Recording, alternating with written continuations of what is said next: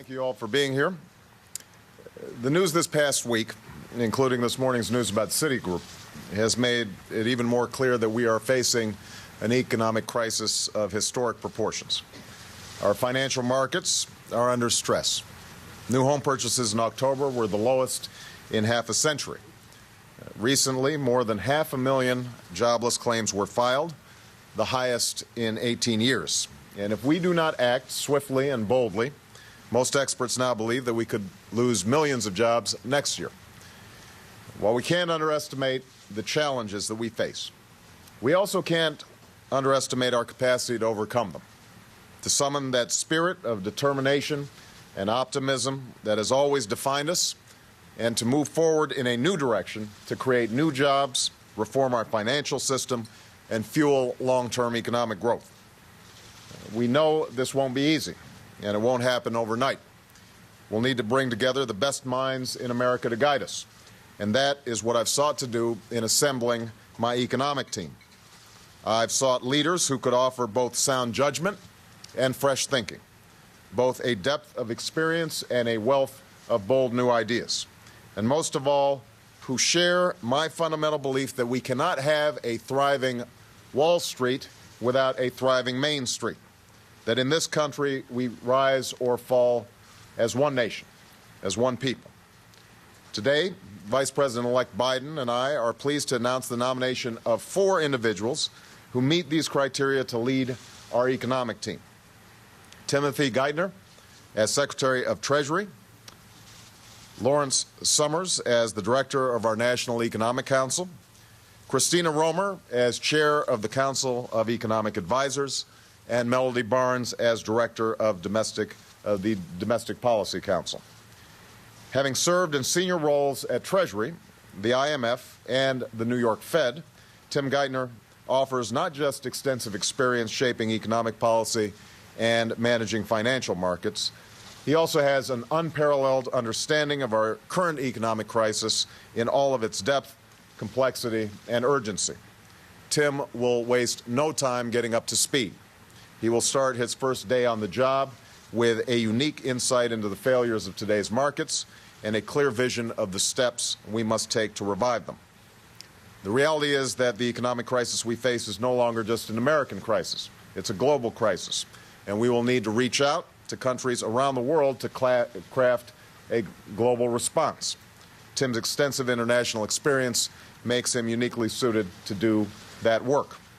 Growing up partly in Africa and having lived and worked throughout Asia, having served as Undersecretary of the Treasury for International Affairs, one of the many roles in the international arena, and having studied both Chinese and Japanese, Tim understands the language of today's international markets in more ways than one. Tim served with distinction under both Democrats and Republicans and has a long history of working comfortably and as an honest broker on both sides of the aisle. With stellar performances and outstanding results at every stage of his career, Tim has earned the confidence and respect of business, financial, and community leaders, members of Congress, and political leaders around the world. And I know he will do so once again as America's next Treasury Secretary, the chief economic spokesman for my administration. Now, like Tim, Larry Summers also brings a singular combination of skill, intellect, and experience to the role he will play in our administration. As Undersecretary, Deputy Secretary, and then Secretary of the Treasury, Larry helped guide us through several major international financial crises and was a central architect of the policies that led to the longest economic expansion in American history, with record surpluses, rising family incomes, and more than 20 million new jobs.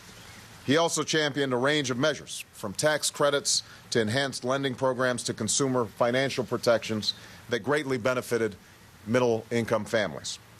As a thought leader, Larry has urged us to confront the problems of income inequality and the middle-class squeeze, consistently arguing that the key to a strong economy is a strong, vibrant, growing middle class. This idea is at the core of my own economic philosophy and will be the foundation of all of my economic policies. And as one of the great economic minds of our time, Larry has earned a global reputation for being able to cut to the heart of the most complex and novel policy challenges.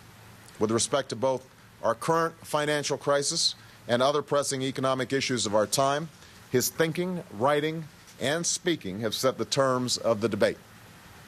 I'm glad he will be by my side, playing the critical role of coordinating my administration's economic policy in the White House, and I will rely heavily on his advice as we navigate the uncharted waters of this economic crisis.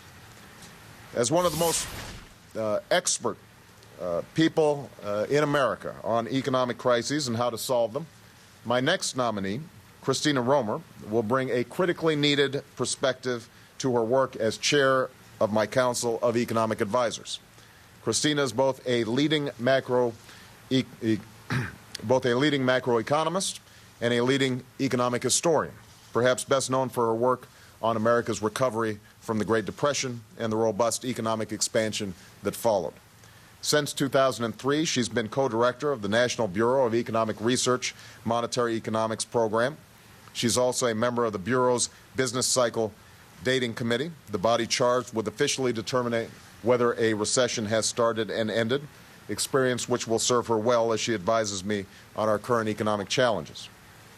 Christina has done groundbreaking research on many of the topics our administration will confront, from tax policy to fighting recessions, and her clear-eyed, independent analyses have received praise from both conservative and liberal thinkers alike. I look forward to her wise counsel in the White House. Finally, we know that rebuilding our economy will require action on a great variety of fronts, from education and health care to energy and Social Security. Without sound policies in these areas, we can neither enjoy sustained economic growth nor realize our full potential as a people. So I am extraordinarily pleased that Melody Barnes, one of the most respected policy experts in America, will serve as my director of the Domestic Policy Council, and that she will be working hand in hand with my economic policy team to chart a course to economic recovery. An integral part of that course will be health care reform, and she will work closely with my Secretary of Health and Human Services on that issue. As Executive Vice President for Policy at the Center for American Progress, Melody directed a network of policy experts dedicated to finding solutions for struggling middle-class families. She also served as chief counsel to the great Senator Ted Kennedy on the Senate Judiciary Committee, working on issues ranging from crime to immigration to bankruptcy and fighting tirelessly to protect civil rights, women's rights, and religious freedom. Melody's brilliant legal mind and her long experience working to secure the liberties on which this nation was founded, as well as to secure the opportunities for those who've been left behind, make her a perfect fit for DPC director. I'm grateful that Tim, Larry, Christina, and Melody have accepted my nomination, and I am looking forward to working closely with them in the months ahead. That work starts today, because the truth is we do not have a minute to waste. Right now, our economy is trapped in a vicious cycle. The turmoil on Wall Street means a new round of belt-tightening for families and businesses on Main Street. And as folks produce less and consume less, that just deepens the problems in our financial markets. These extraordinary stresses on our financial system require extraordinary policy responses. And my administration will honor the public commitments made by the current administration to address this crisis.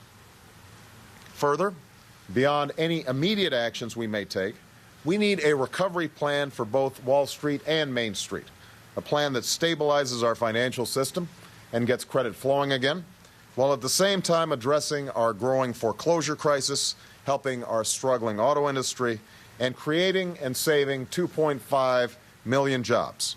Jobs rebuilding our infrastructure, our roads, our bridges, modernizing our schools, and creating the clean energy infrastructure of the 21st century. Because at this moment, we need to restore both confidence in the markets and restore confidence of middle-class families who find themselves working harder, earning less, and falling further and further behind. I've asked my economic team to develop recommendations for this plan and to consult with Congress, the current administration, and the Federal Reserve on immediate economic developments over the next 2 months. I've requested that they brief me on these matters on a daily basis And in the coming weeks, I will provide the American people and the incoming Congress with an overview of their initial recommendations. It is my hope that the new Congress will begin work on an aggressive economic recovery plan when they convene in early January so that our administration can hit the ground running. With our economy in distress, we cannot hesitate and we cannot delay. Our families can't afford to keep on waiting and hoping for a solution. They can't afford to watch another month of unpaid bills pile up, another semester of tuition slip out of reach, another month where instead of saving for retirement, they're dipping into their savings just to get by. I want to repeat, this will not be easy. There are no shortcuts or quick fixes to this crisis, which has been many years in the making. And the economy is likely to get worse before it gets better.